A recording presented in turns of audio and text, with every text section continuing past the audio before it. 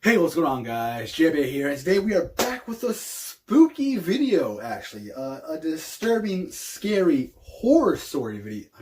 Why did I do that? I don't know why I did that. That just killed the mood. I'm sorry. But yeah, get ready to get scared, because we are listening to Mr. Nightmare's 3 allegedly true scary vacation slash, hold on, slash horror stories. It is late. It is 8 o'clock. Is it dark outside? Oh, it's dark outside. This could be a bad idea. Okay. Oh, man. So, we're going to get scared. That's the whole idea of this video. So, grab your pocky, your sword, and a gun, in that order, because we're about to get spooked. Oh, before I forget, let me just add to the atmosphere of all this.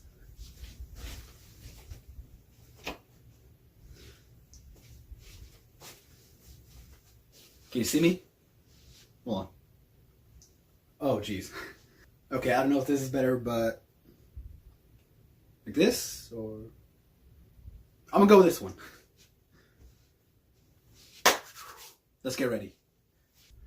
In 3, 2, 1, let's react.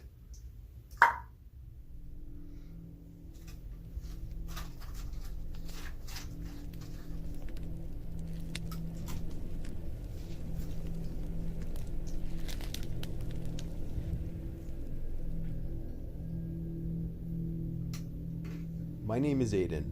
I live in rural Vermont with my parents and 2 brothers. One weekend, when my parents were gone, my grandma had us take a little trip over to her house for the weekend. She has money, so she lives on a nice big private property, and she has things for us to do there. It was the closest thing to a vacation that we'd get all summer. I'm the oldest, and I was 15 at the time, so I guess my parents still didn't fully trust us to be left home alone at that time. Me and my younger brother were playing basketball out front until the sun was just starting to set. After that, we went inside and ate dinner. My grandma later called me down from my room because we left the door to the Morton building open. Dude, I'm already That paranoid. confused me because we didn't even go into the Morton building. I went downstairs to the dining room window where I could see that the door was in fact open. It was dark out there now, but the light above the door was on and made it easy to see the opening. I called up to my 2 brothers, who both claimed they didn't open it. I expressed concern to my grandma, suggesting maybe somebody had broken in. She overreacted, as she does with everything. I went to the front door and looked out the glass up top, and literally screamed, "Holy shit." My grandma yelled, "What's wrong?" and started freaking out. I told her I saw a man just standing at the bottom step of the front porch. Holy She sh! came over to look for herself, and then started yelling to call the cops. Why you gotta do that? I told her I'm gonna go outside and confront him, but she literally would not let me. She would cry and beg me not to open the door, and even You gotta tugged have at a my sword arm or each time something I if tried you're to gonna do grab the that. doorknob. I finally agreed to call the cops instead and waited out. Smart. My grandma got on the phone, almost crying to the operator, kind of overreacting by stating that somebody is gonna break into our house. I sat in the dining room looking out the window, watching the man. My grandma wouldn't allow my 2 younger brothers to even come downstairs. The blackness of the man's figure standing out there was the only thing darker than the surrounding ambience. Finally, the man turned and walked past the window I was sitting by, seemingly circling to the back of the house. We tried to follow through the house, watching him through every window possible, until we lost him completely. Oh no. We were in the den of the house, looking through the back window, but he was nowhere in sight. We had nothing to tell the police when they arrived, other than someone was standing at our front porch. They apparently had been in our Morton building, and they walked around back near the trees and disappeared. Nothing unusual was found in the Morton building, and they couldn't find the man anywhere on the property. They told us to call them back if we see them again, because realistically, there was nothing they could do. My grandma insisted we stay upstairs, and she would sleep down there for the night. Me and my brothers were playing on the GameCube that we brought along upstairs at around 10 o'clock, when we heard my grandmother's heart-chilling scream coming from downstairs. We all panicked and sprinted all the way down to the den, where we saw our grandma pointing into the pitch-black office. She said there was someone in there. I closed the door and told my brothers to help me lean up against it while Grandma once again called the cops. The cops arrived, and to our surprise, found the man laying on our grandma's office couch. He was very open about his intentions, spending the night in the warmth of the house. Was a homeless man? There were 2 windows that you couldn't exit from in that office, meaning the door we were blocking was the only exit. He admitted he simply entered the house through the den window, which was not locked. What are you doing, My grandma's Grandma? 92 now. She's always Lock been a all the skittish, doors. worrisome little thing. But this event only made her that much more paranoid with just about everything. Smart. Keeps you alive. Especially in horror movies. I was vacationing in the Bahamas when I was 14 with some family friends. My friend and I were getting some henna tattoos at the hotel, and there was this guy lingering around us. But we didn't think much of it because a lot of people would stop to see what was going on. After mine was done, I told my friend and her mom I was going to go back to the room to get ready for dinner. There were 2 ways to the other side of the hotel, either inside through a bunch of small stores or outside along the pool. I walked through the inside and got to the elevator, where I saw the guy who had been watching us already at the elevator. We got on together, and he gestured for me to choose my floor button first. I Not a clicked good it, idea. but he didn't choose another floor. Alarms start going off in my head. But what could I do? I was stuck in an elevator.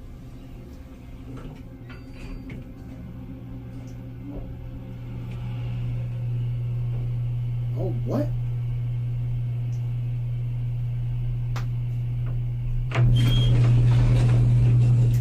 The elevator stopped on my floor, and I started walking to my room.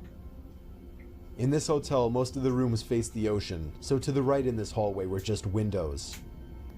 I was in the very last room on that floor, and I could see the guy following me about 10 feet behind. Oh, man. Oh, crap. About 2 doors from my room, he ran up and grabbed me. I kicked and screamed, and he dropped onto the floor. I ran to the room and locked myself in. After talking with security and giving a description, they found the guy and found out that he had actually been following multiple younger women in the building. Oh, man. It's a good thing he's been caught. It was a few weeks ago. I took a trip with my wife Allison to a top of the mountains resort a few hours from our house. Out of respect for the family-run resort, I won't be mentioning the name. It was a couples weekend, Okay. so the itinerary would be heavily catered to adults rather than its usual family orientation. The resort had a very old-fashioned, country-ish feel to it. Everything was built from wood. Our room was huge. It was actually 2 rooms combined to 1, with the door that usually separates the 2 having been left open.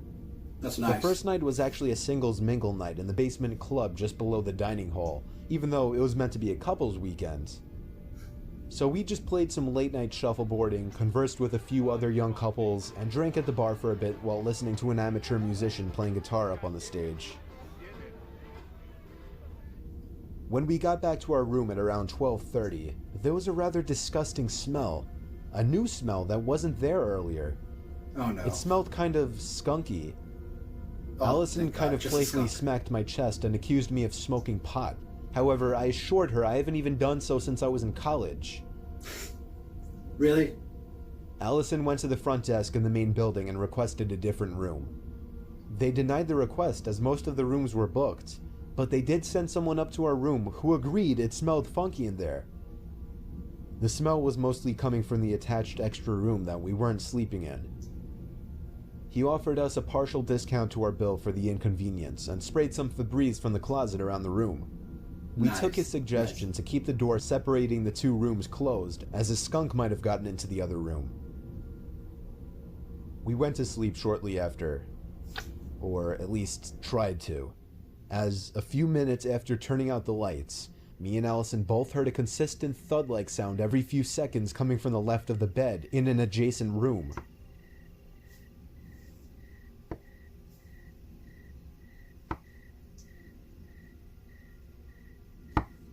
These sound effects, man. Jesus.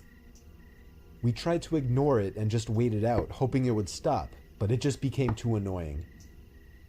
I was sure it was some kind of rodent making the noise in the next room over. I took a broom as a weapon and went into the connected room. Better than nothing. I checked in the closet and under the bed. Nothing. The sound had stopped as well. I was heading back to our main room when I noticed something in the corner. Oh, I didn't turn my head fully in fear of what I knew I was going to see. But through my peripheral vision, I saw a very tall, black figure-type object in the corner of the room. After locking the door connecting the two rooms, we once again phoned the front desk, and they immediately sent the owner of the resort up with a gun. The door to the hallway on the other side of the room was open, meaning the thing I saw in the corner was a person, and they made a break for it as soon as I left the room. The owner actually told us that we were smart to call, as there had actually been some creeps coming to the resort, stealing food from the cafeteria, and sneaking into people's rooms at night. I'm leaving that night.